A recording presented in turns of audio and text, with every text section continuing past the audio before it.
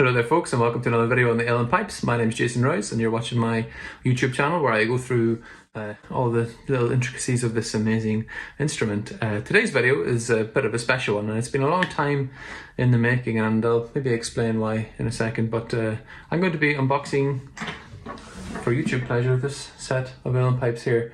It's a bit of a Leo Rowsome set that's had a recent restoration by the lovely pipe maker Sam Lawrence, and we'll have a little look at some of the things that he's had to do with it and some of the more maybe unusual aspects of the set. I just want to say a big thanks before we get started for everyone who's been supporting the channel so far with your likes, subscribes and leave me messages. What I'll do is with the video I'll maybe talk a little bit about how I got the pipes at the start, then I'll do like what I did with the tailored video, which is go through all the little individual components and maybe talk a little bit about what was going on in the mind of the maker at the time, if we can imagine, and some of the little intricacies, idiosyncrasies, all the issues of the instrument. Then at the end I'll do a few tunes on it and give you an idea of how it sounds at this stage. So this set, it's been a long time trying to get it into my hands here, which I'm sure you'll appreciate, everyone who's been waiting for a set of pipes from a pipe maker or whatever. It actually started off when I bought it from a member of a piping family in Ireland over lockdown, and I'm stuck over here in Wales and I wasn't able to go get it, so I had a friend to collect the set of pipes, and thank you very much. It's been a great help, and I don't think I would have been able to get them otherwise. And he had them for a while, and then eventually we had somebody who was travelling backwards and forwards between Wales and the UK, between Ireland and the UK for work, and they managed to pick up the set while they were down there and deliver it to a good friend, pipe maker Sam Lawrence, who did the restoration work on it.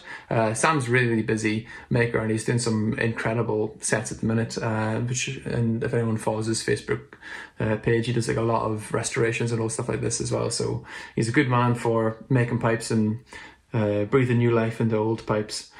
So Sam's had them for a few years, and I managed to pick them up last month. Is that what this one is? There they are. Wow, I love the colour, man. Yeah, no, it's not an exact match, is it? But, you know. So let's have a wee look and crack open the box and see what treasure lies inside.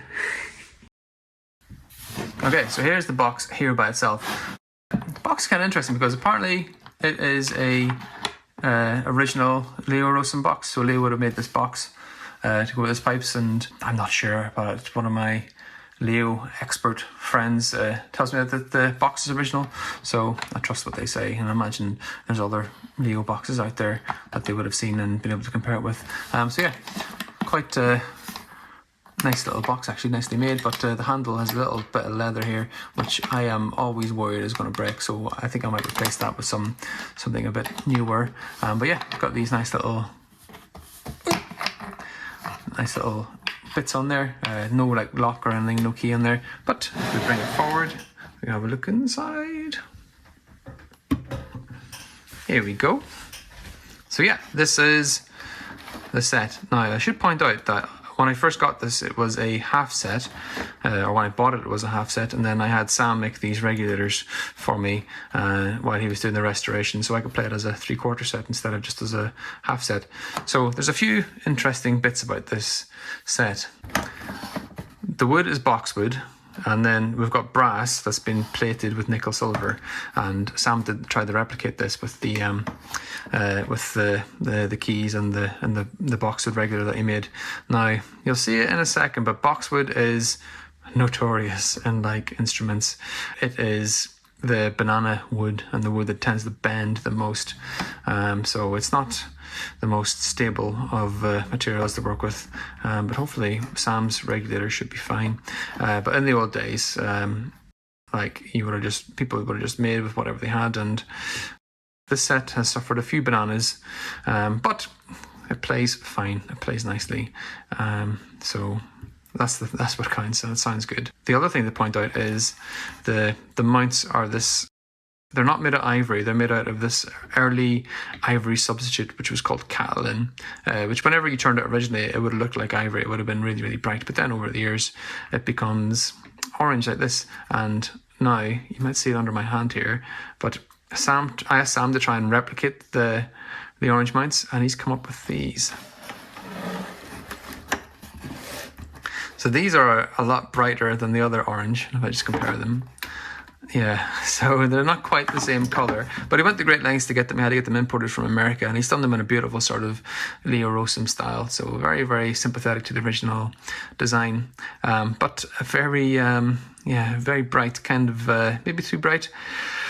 Personally, I love them. I think they look great, and I had thought about settling them down with a little bit of brown ink or something to match up the colours with the rest of the set, but I'm not too sure about that. I'll see how I get on. I've had these for like maybe a month now, so yeah, maybe I will, maybe I won't. I think they're kind of unique looking, and yeah, they're definitely eye-catching. Yeah, so absolutely horrendous material to work with, this original stuff. It's really carcinogenic. You can't even buy it anymore. So yeah, Sam did his best, and he found something that was very similar, and did like these beautiful like Leo style mounts on them in that material. And I'm very, very happy that he agreed with me on that, to go with this original stuff instead of replacing it with, you know, some of the white, you know, plastic stuff that he would have had in stock. So there you are. Yeah, a boxwood set. You don't get many boxwood like half sets. In fact, I don't think I've seen any other Leo boxwood half set. He made a load of boxwood chanters, and they tend to be his like sort of student style, which is this very, very simple style without any like extra embellishments at the top or the bottom. All the mounts would have been turned into the wood like this. So there's quite a few of these about, and a lot of them have like sort of honey dipper kind of vibe, but this one's more sort of reminiscent of what he would have done. So if you imagine originally, if it were like an ebony chanter, Leo would have done an ivory top here with a nickel silver ring around it, and then another bit of ivory, and then this would have been an ivory bottom, and then nickel silver at the bottom. Interestingly enough, the chanter itself has brass appointments instead of the nickel plated. Although what's kind of funny about it is you can sort of see at the bottom here where this bit has been at one stage it was nickel plated as well, but it's kind of worn away. But there's no evidence that the top was ever nickel plated. We kind of come up with a few theories. Maybe that the person who got it nickel plated or sent it to Leo for nickel plating or whatever, or maybe Leo himself had it sent away to someone else to do. Don't really know. That the only bit of the chanter that they needed to actually play a tune was like the top part, so that they kept the top part and sent all the other metal bits away so they could still play at a session whenever it was getting nickel plated, however many, you know, weeks or whatever that took. And the other one was that maybe it's because of the soldering on it. It would have been difficult to nickel plate it, but I don't really know. Those are two theories. But yeah, anyway, the top's a classic Leo top. This sort of decorative pattern going down, you'll see it in pretty much all of his chanters. And then, you know, this bit of kaolin at the top. Yeah, classic. Probably worth pointing out how big the inlet valve is, or the inlet hole is for that. That is huge. It's about the same size as the inlet on my Taylor double chanter. And if you give me just a second, I'll just grab another chanter just to compare it with. Okay, here's like another chanter cap made by Martin Gallen, and just to put them side by side. There we go. You can really see how massive that is. And yeah, would this go inside there? Yeah, there we go. So yeah, absolutely humongous compared to what you would normally expect on modern day Uilleann pipes.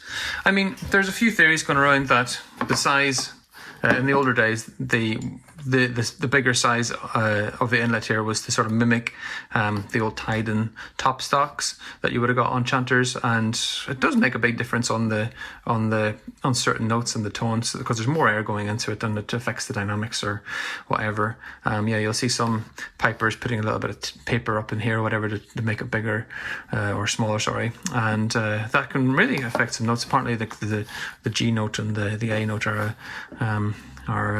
they're affected by that one a lot.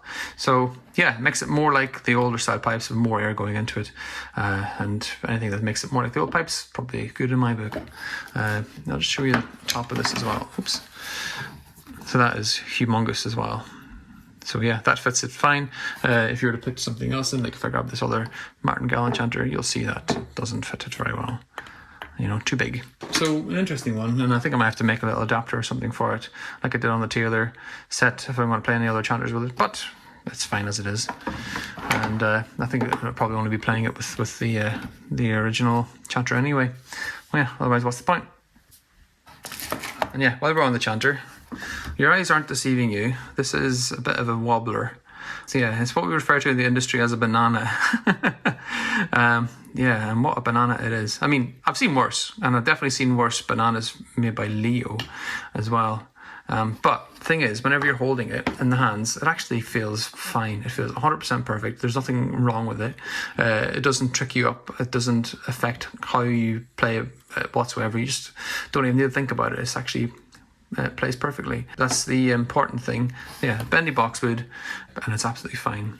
And, you know, there's makers out there who can correct the bend of the boxwood, but I've seen some boxwood Chanters sets that have been tried to be fixed and they've broken, so I'm not going to try and do that with this one. And because it doesn't affect the playability whatsoever, I'm very happy with it as it is. Yeah, it's got the little stamp at the top, Leo Rowsome Dublin. And if you look closely, you can see he missed the stamp at the start. We've got a little L there in the wrong place. And then we've got another one filling it out over here, which I think is just hilarious. And yeah, it's not stamped anywhere else, just at the top there like that. No keys on the Chanter, but you've got the blocks for them. Again, like I said, this is probably like one of his, he would have made this for a student. And the thing to remember about Leo Rowsome is he worked relatively quickly because he had a lot of orders to fulfill. Like, he was one of a handful of pipe makers in those days making pipes, and he made a lot of pipes, you know. So it's really nice to see something so simple and unadorned, you know. So just like a nice simple Chanter, bit of boxwood, and yeah, I'll play it for you in a minute because it sounds and plays absolutely effortlessly, and it's an absolute cracker. A little bit of a scalp on the back D, so a little bit of a dig in there, but just feels quite comfortable. And then the rest of it's relatively normal actually. So yeah, not much of a scallop on that, just very, very soft. And yeah, you can see it's been well played. Somebody really loved this Chanter. This is a really lovely Chanter for somebody. And yeah, plays well played. It's got a rush up it as well. So I've got there you go, so like a classic rush up there to bring some of the notes in tune. I had hopes that this would be like an E-flat Chanter. So like a lot of earlier Leo stuff, they would have played in a pitch that was a bit sharper than standard, you know, concert D, like modern pipes. And I really wanted this to be like an E-flat set, but Sam had trouble getting it towards that, and he was quite happy with it being in D, and he sent me a video clip and I was like, yes, keep it in D, it sounds incredible, no point messing around with it, you know, it's perfect as it is. And if I take the top off, and yeah, and that's the reed that Sam made for it. Yeah, he made a few of them, and this one was a nice, very soft blowing, you know, it hardly takes any pressure whatsoever to play, which is great, because whenever you see when I get the rest of the set going up, I've still got a few leaks going here and there, so it needs like quite a nice light Chanter reed in there to sort of balance everything out. So here we go. How many inches? It's probably hard to sort of say because it's a bit bendy. It looks to be just over 14 and a quarter inches. So the reason I'm measuring it is Leo used to make 14-inch Chanters in the old days, and as sort of tastes changed and people were playing more together with other instruments and, you know, in groups and stuff, and the sort of standard pitch became a 440 hertz. So he made the Chanters a little bit longer. So this is a later one. So it's not the sort of, well, not what you would consider like the golden age of Leo, but yeah, again, sounds great, no problems with it whatsoever, so yeah, happy with that. If you want to hear one of his earlier Chanters, or even just like to learn a little bit more about Leo Rowsome, I'll put a link in the description to when I did a similar deep dive into a practice set that he'd made for a student as well, and which was an earlier one from the 30s, so you can sort of compare and contrast, make up your own minds.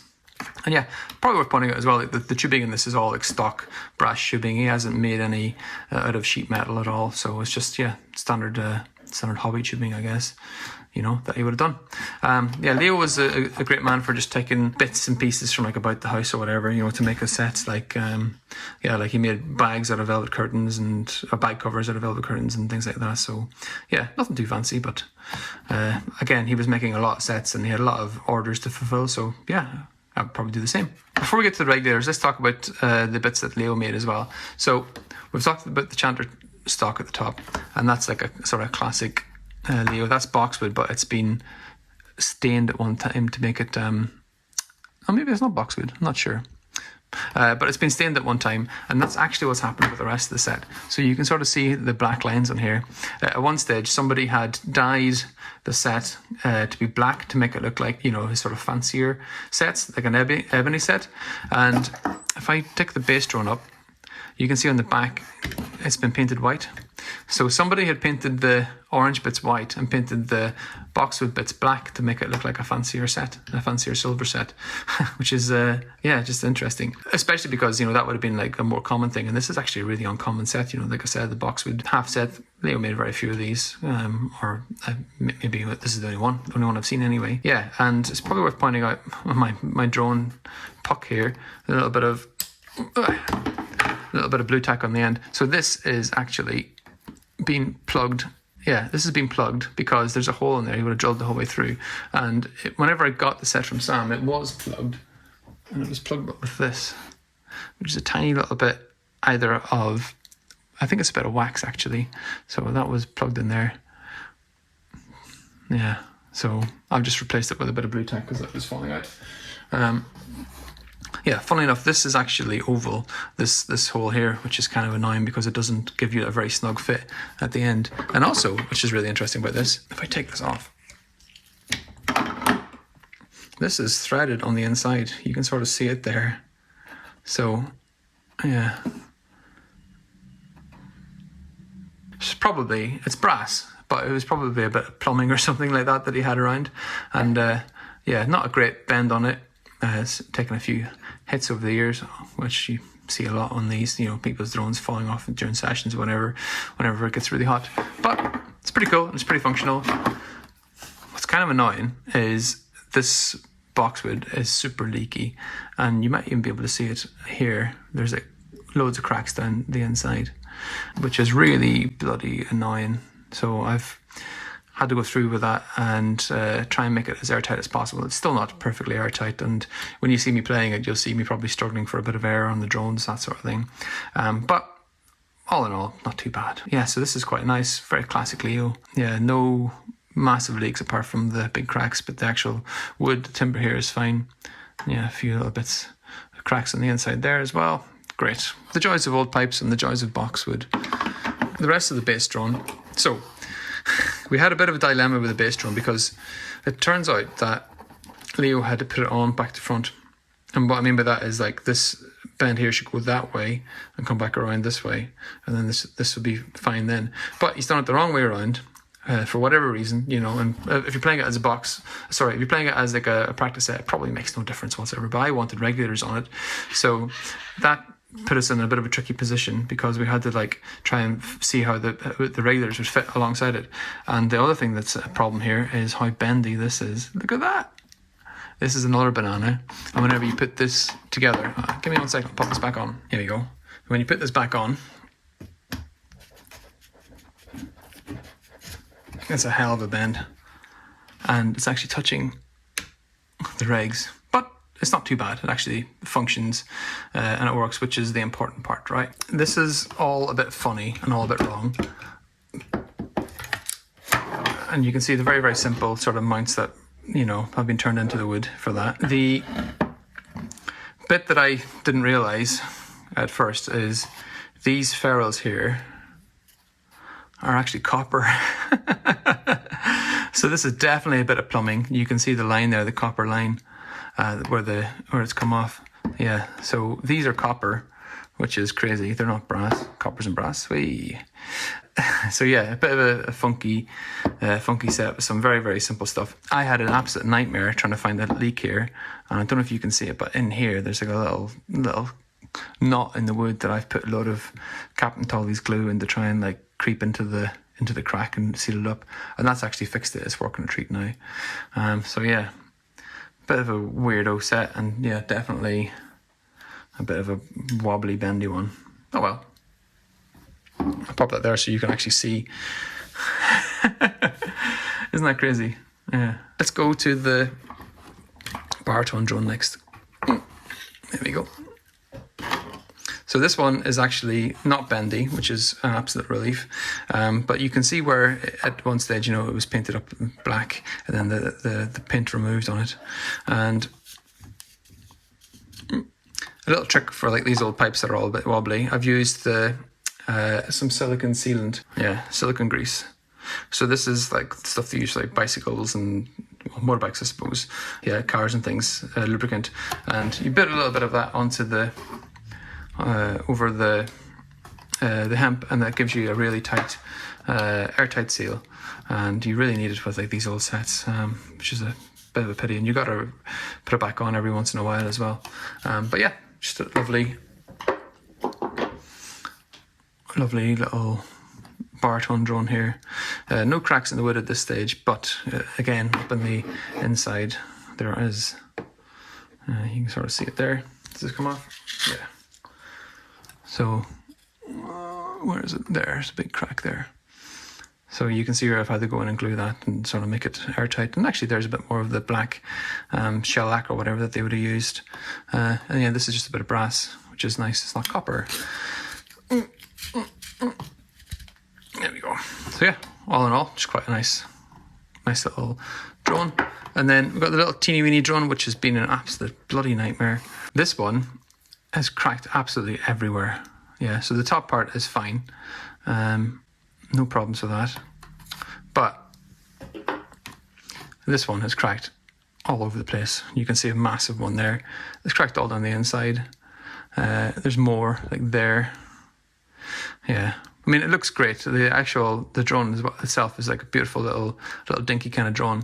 A little bit of a banana as well, but because it's so small, it doesn't really matter. And when it sits in the set, it's fine. But yeah, this one kept me awake at night trying to think about how I was going to be able to play it. But yeah, grand, not too bad. All right, and now let's just show you a little bit about the drone, the regulators. Sorry, these are made by Sam, so these are actually brand spanking new, and they look great and they play great and they're all in tune. And you never really get this kind of thing with these old sets. And he's done his little signature little notches on the edges of the keys as well, just so, you know, to make people aware that it is him making the set, and he made the drones and he didn't make the rest of it. So yeah, it's just something that is not going to be passed off as like a Leo set. And he's done such a lovely little thing up here as well. He's made a wee indentation here for the tenor to fit in perfectly. So really snug. And yeah, if I twist this one out, there you are. This is Sam's signature thread that he puts on everything, and you can see where he's like just knocked a wee bit off there, just make it all fit flush. And he's got a little reed seat that sort of makes tuning it up and down way easier than that. Don't have to take it out or whatever. Yeah, new reeds, new regs. Regs are great. And then the other one, there we go. So yeah, everything's perfect as you would expect, and it's got a lovely grain to this boxwood as well. And again, very sympathetic restoration. I really couldn't fault it. Absolutely perfect. And that brings us to the stock, the main stock, I suppose. If I take this out, I've got more of Sam's green. Signature green on here at the top. The drone mechanism is really simple. You sort of just push it or pull it, and when you do that, it moves out the other end. Bam, bam. There you go. This is a hell of a main stock. Look where all the holes are. They're all in the wrong place. And this one is so close to the side on here. There's a bit of hemp in there actually. I'll have to have a look at that in a second. It's close to the side here, and I'm pretty sure it's cracked there, but that's not the biggest crack. The biggest crack is here. So it's cracked all the way here down and into the bottom, and I've got some really unsightly looking glue to sort of try and fix that, but holy moly, it was bleeding air. So anytime you put the drones on, it would just like, you know, it just come through like a sieve. So that's pretty much all I could do. Not the best of stocks, but it is stamped. So, yeah, I asked Sam if he would make like a new stock because this one was so problematic, and he was like, "Well, you've got a stamp here that's got some, or you got a stock here with a couple of big Leo Rowsome Dublin stamps on them. It would be a bit of a shame to like throw it out and not use it." So I was like, "I agree with you actually. Let's see if we can salvage it." So it's been salvaged, and yeah. It works, it's functional. It's not the prettiest stock. It's got, I think maybe at one stage, again, this would have been painted black, as but the grain is good on it. It's nice and it doesn't leak as much. So yeah, happy with that, to be honest. Yeah, not too bad. The funny thing about this one is, if you look at the other end, this little mechanism here. So this is just like a little aluminium washer or something, and it's probably going to be difficult to explain it on the camera here because it's so like detailed. Actually, maybe I can zoom in. There we go. So this is really, really funky. So yeah, it's like an aluminium washer or something like that, and there was a little bit of a pin in it, and you can see I've put like a screw here instead, and a screw here on this side, and then the pin would go through the top here, and it was actually like a huge, like maybe like half a centimeter, like 5 mil difference from opening it and closing it. And I actually prefer a really tight fit like that because it lets less air get into the drones, and the drones are more stable. So yeah, that's why I've basically fixed it with another little tiny screw. And to get the perfect sort of fit, this is bits of an old co-op card, like a store card that I've just put in to give it like 1 millimeter, 2 millimeter distance on that. So yeah, really, fixing old pipes with bits of card. I thought about just making a new one of these, but it's actually kind of a neat thing to have. So yeah, just use that, and I put like a new. Instead of a bit of leather on there, I just put some funky foam, which gives you a much tighter seal, and this is what I've been putting on all my stuff recently. So yeah, another thing as well is the tenor reg. I don't know if Sam did this because I know he does it on his sets, but he's put maybe he did, maybe Leo did it, I'm not sure. But basically there's like a little tiny hole drilled through like a plug, and that has less air feeding into it, and it helps stabilize the reed and fix the notes on there. So interesting. Something to try out if you've got a bit of cork or whatever. And then the last thing we've got on here is this absolute abomination of a tie-in on the bag. So this is just like an L&M bag. So these guys made bags. Where is it? They made Uilleann pipe bags in the sort of 90s. So maybe that gives you a bit more of an idea of the age of that it was like last played. But this is an absolute bodge, trying to put this all tied in or whatever. So obviously the bag was leaking, and somebody put some of this like expanding foam around it or something. The bag actually works fine, so I'm kind of loath to change it, and it's in an okay enough position for me to play it. I would prefer the stock maybe a little bit further down, but as for now it's kind of fine. I'm on the lookout for a new bag basically, but it's functional, and bags are expensive and hard to get these days. So yeah, and then on the inside, another abomination. This is horrendous, and you can see at the back it's just been like carved out with what looks like a pen knife or something. Yeah, so the cup itself is done on a lathe, and then this bit here looks like it's just been like carved out a little bit at a time. Super weird, but yeah, again, functional. Speaking of functional, the set comes with the Bellows as well. So the original Leo Bellows. So yeah, again, these are stamped. These are way bigger than the other Bellows that I had with that practice set. So definitely like a later set, bigger Bellows. This is boxwood, and I think somebody's painted it as well at one stage. It's got a wee tiny hole in it here to sort of stop your shirt getting sucked in or whatever. But that's never really bothered me, but I know a lot of people, it kind of annoys them. I've put some of this sort of like leather shoelace around it. You can see originally it would have been the sort of wrap around arm lock kind of thing, but I really don't like those type of Bellows, so I've done it with this here just for now, just to see if I can get on with it.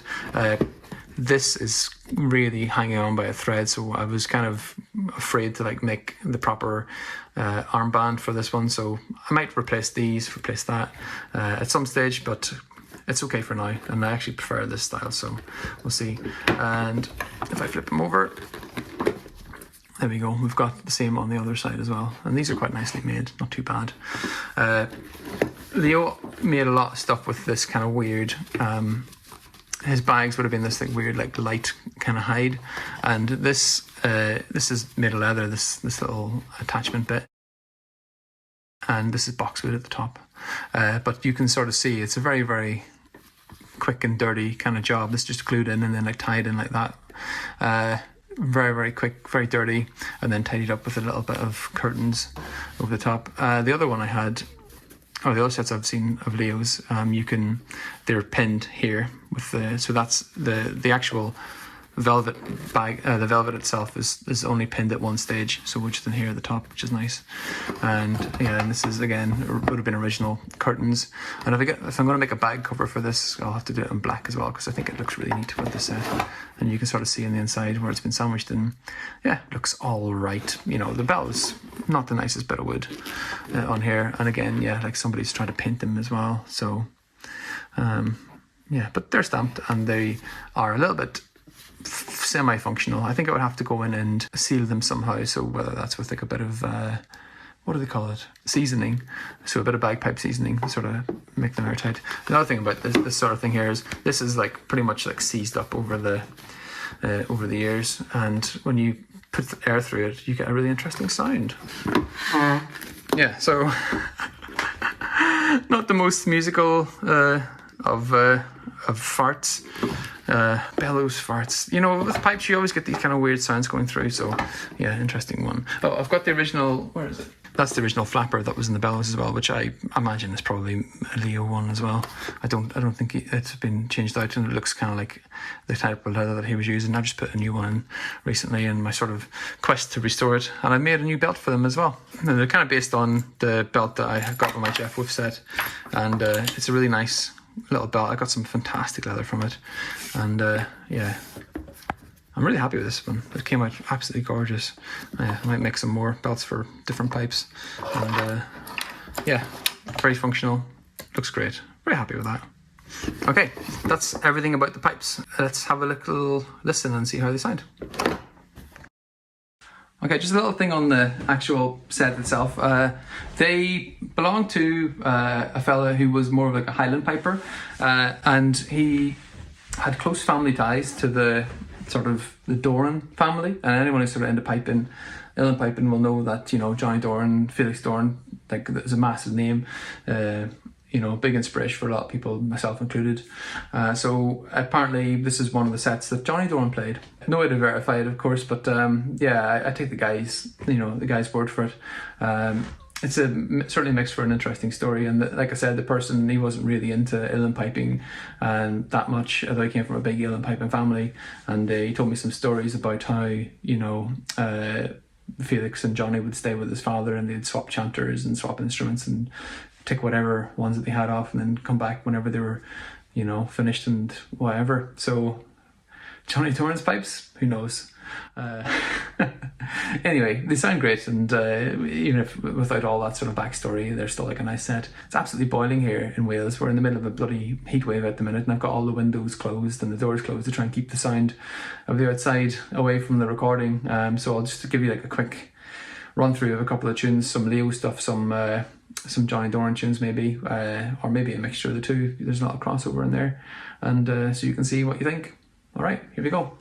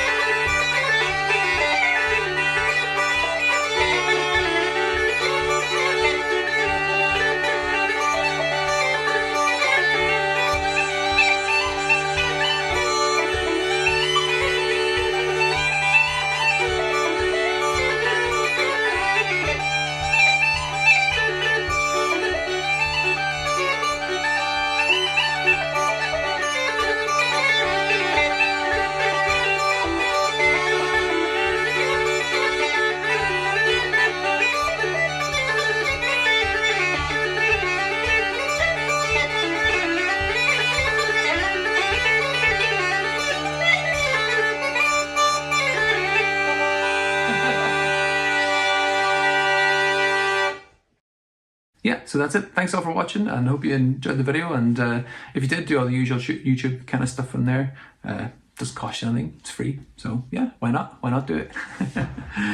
All right, thank you very much, and I'll see you all later on the next video. I still got to do a video on the double chanter and the contrabass for the Taylor set. So yeah, stay tuned. I'll do one of those in the future. All right, see you later. Bye bye.